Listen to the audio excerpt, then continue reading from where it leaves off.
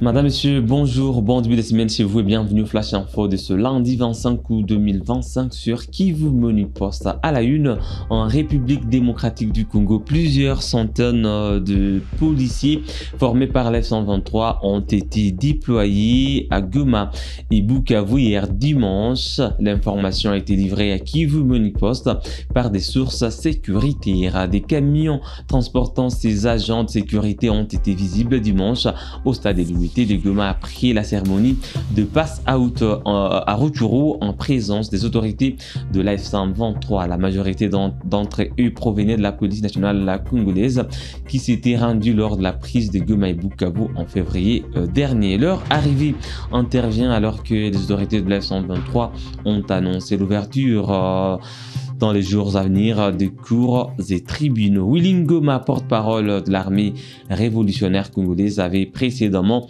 annoncé que des militaires de l'F-123 quitteraient Goma pour se concentrer au front et laisser la sécurité de la population entre les mains de la police.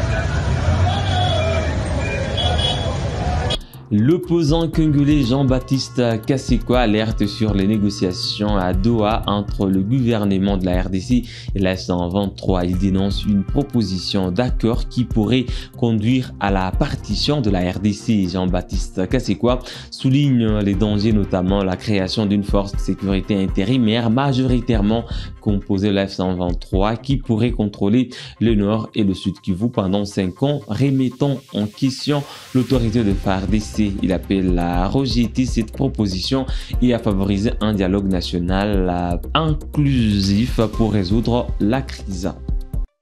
Chers compatriotes, je viens attirer votre attention et appeler à votre vigilance à propos de ce qui se passe à Doha, au Qatar, entre le gouvernement de la RDC et l'AFC M23.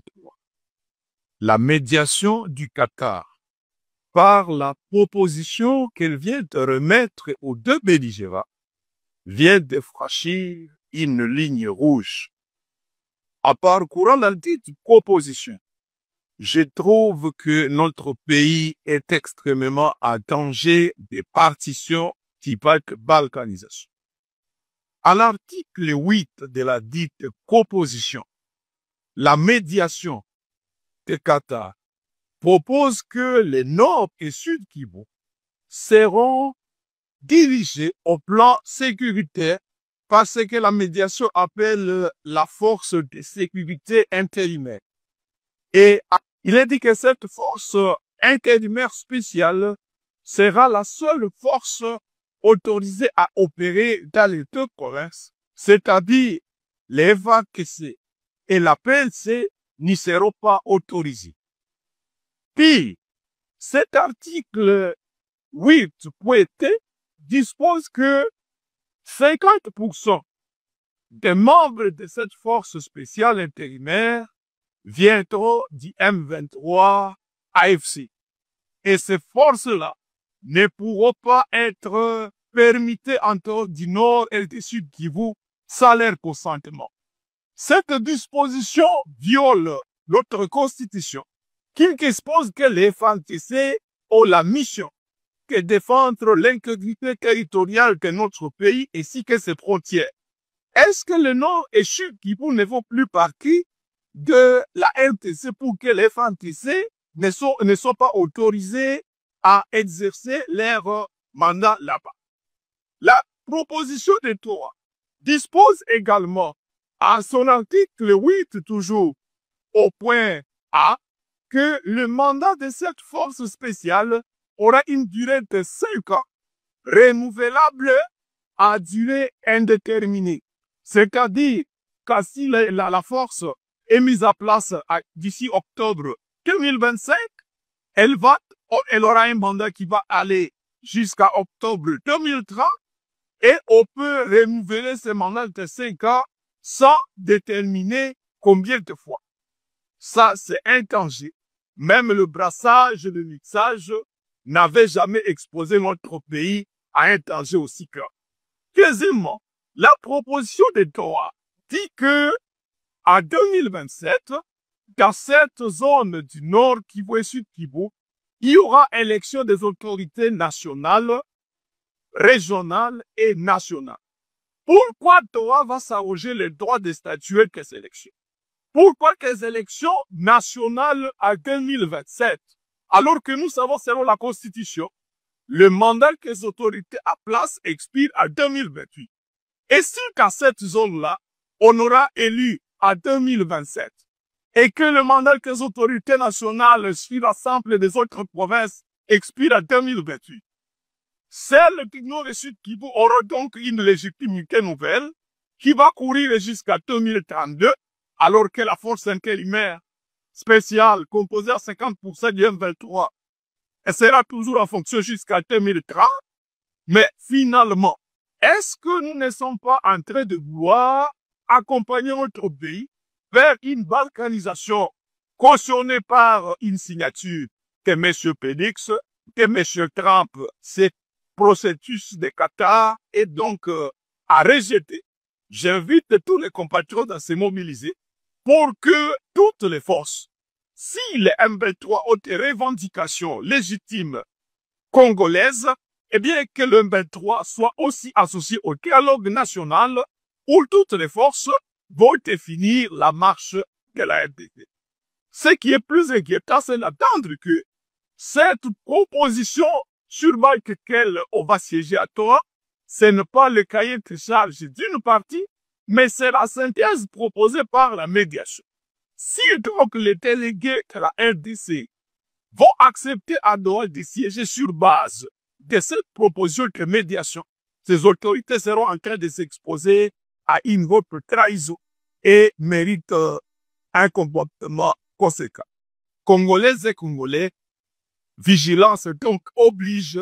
Nous avons le devoir de sauver la patrie à danger. Le gouverneur du Nord Kivu sous l'F-123, Bahati Musanga Erasto, a constaté le dimanche que les travaux de réhabilitation de la route Sake-Masisi-Walikale progressent normalement. Cette initiative vise à améliorer l'accès et la circulation dans la région, facilitant ainsi les échanges économiques et le transport des personnes. Le gouverneur a exprimé sa satisfaction face à l'avancement des travaux et a souligné l'importance de cette route pour le développement local.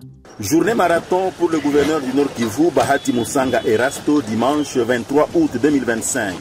Il a décidé de passer sa journée dominicale pour évaluer les travaux de réhabilitation de la route Sake-Masisi-Walikale. Pendant plus de 4 heures, le gouverneur Bahati Musanga Erasto, accompagné du coordinateur provincial chargé des infrastructures, ingénieur Essiel Kanyamwanda, de l'administrateur du territoire de Masisi Emmanuel Ndizeye et les représentants de la société Delta Construction, a visité les travaux en cours d'exécution à partir de Sake, passant par Rutoboko, Mushaki, Matanda, Bihambwe, Mema, jusqu'à Kisuma. Le gouverneur Bahati Musanga Erasto a constaté que 3 mois après le lancement officiel de cette première phase de réhabilitation de ce tronçon routier, les travaux évoluent normalement jusqu'à 35 km. Qu'est-ce qui pousse l'AFC M23 à mettre un accent particulier sur la réfection de la route Sake-Masisi-Walikale? Le gouverneur Bahati Musanga Erasto explique que l'objectif de l'AFC M23 est de restaurer d'abord la paix, contribuer au développement et amener la population à vivre ensemble dans la cohabitation pacifique. C'est ainsi que la réhabilitation de cette route est une priorité pour désenclaver les territoires de Masisi et de Walikale. Wako nasema ni kujenga kilalo. Wako na posibilite mbili. Ya kwanza angalia hizi kilima mbili, unajenga kilalo inavuka inapitia hapa ng'ambo. Posibilite ya pili ni pale kwenye ule askari unasimama pale, tunajenga kilalo inafika mbele ya ile gari pale. Zile posibilite mbili. kwani kutengeneza hii barabara ni utashi, kwani franga za peage route zinapaswa tengeneza hii barabara polepole kama haziende mu mifuko ya watu. Objectif yangu ni kwani raia yetu ipate chakula fasilima, chakula ifike mjini ya Goma, ifike iko kwa bei chini, na population yetu ipate bayuzie chakula na haiko share. Mbona hapa barabara hapa chini ilikuwa ikatika? Tuko na kata ikilima, kwani barabara tuipitishe juu, kwani hapa chini ilikuwa ishakatika. Sisi tuko na projet 3 kwa nchi yetu. Projet ya kwanza ni kuleta amani. Projet ya pili ni kutengeneza barabara. Projet ya tatu ni kuunganisha watu waache ubaguzi wa ukabila. Sasa kama tunamaliza leta usalama, ya pili ni kutengeneza barabara. Baada ya barabara kuweka mchanga, tutatengeneza na zingine zenye ziko mbovu. Ya tatu tutafuatisha kutia gudru. Cha kwanza ni kuwaeleza watu waache kufundisha watu ubaguzi wa ukabila, kwani ubaguzi wa ukabila ndio unashimamisha maendeleo. Hapa leo unaona hii population ya Bihambwe, leo hii kuko tribu 3 hapa Bihambwe. Kuko Wahunde, kuko Wahutu na kuko Watusi. Wanaishi pamoja. Lakini ukileta government ya Kinshasa watakulana. Kwani sisi tulifika hapa Watusi waisha kimbia. Leo waisha rudi, watu wote wako pamoja. Ni kuambia watu waache ubaguzi wa ukabila, tujenge kwetu, tujenge nchi yetu. Les usagers de cette route n'ont pas caché leur satisfaction. Ils remercient les autorités de l'FCM 23 pour cette initiative. Inanipatia furaha mingi sana na kujaliwa na serikali kulingana na serikali yenyewe ilipita. Sanjima yenyewe iko barabara iko mzuri sana na kumuona mwenyewe amekuja kuangalia barabara jinsi inatengenezewa. Inaonekana kabisa wizi hauwezi kukua wa kuiba vyombo vya kutengeneza barabara. Maji ilikuwa ikitusumbua, nilikuwa na gari hapo mbele ya fuso, lakini nimehomba kwa ajili ya barabara mubaya, lakini hapa naona unaweza kuifuga hata miaka 10 kabisa. Tia mingi munjia, lakini kwa sasa wakuwa wametengeneza barabara. Hivi leo mimi naanza kwenda Rubavu kusalimia wazazi, mimi nafanya munjia. Kama nikikawia tukani saa moja na minute 12 au 13 mnakuwa nimefika. Lakini zamani ilikuwa kanakuwa ni desert 30 na tunaenda tuko naanguka munjia, pikipiki na zeeka, lakini kwa leo ni mzuri kabisa sana, tunashukuru wakuu. Ces travaux de la première phase de 56 km qui relie Sake à Masisi. Le gouverneur militaire du Nord Kivu sous le régime de Kinshasa, le général Évariste Kakule Somo, a poursuivi sa mission d'itinérance dans le territoire de Béni le week-end après avoir achevé sa visite dans le sud du territoire de Lubero. Cette tournée vise à évaluer la situation sécuritaire et à renforcer la présence de l'État dans ces zones. Poursuivant sa mission d'itinérance dans les territoires de Lubero, le gouverneur de la province du Nord Kivu, le général-major Somo Kakule Évariste, homme de terrain, a poursuivi sa tournée ce samedi 23 août à Issale Boulambo, dans la chefferie de Bachou, en territoire de Béni. Accueilli par les chefs coutumiers, il a abordé les enjeux de la situation sécuritaire, les conflits entre l'ICSN et la population locale concernant la délimitation du parc national de Virunga ainsi que la réhabilitation des routes et des dessertes agricoles. Accompagné des membres du gouvernement et quelques élus de la région, le gouverneur militaire du Nord Kivu a également visité la commune de Kyondo où il a voulu s'imprégner de la situation sécuritaire. Ici, la population a fait part à ses préoccupations concernant les délabrements des ponts, notamment celui de Moumolé, l'achèvement de la construction du bureau administratif de la commune, ainsi que la maintenance du courant électrique de Isoko. Après un chaleureux accueil à Kyondo, le gouverneur militaire du Nord Kivu s'est dirigé vers Kavinyonge, où il a cherché à comprendre les conflits opposant la population locale aux gestionnaires du parc national de Virunga, notamment sur la question de la délimitation du parc national de Virunga et les tensions avec la marine ougandaise. À Kavinyonge, l'autorité provinciale a promis la mise en œuvre de plusieurs projets inscrits dans le cadre de son programme de gouvernance participative fondé sur 3 piliers: la sécurité, l'aide humanitaire et le développement de la province.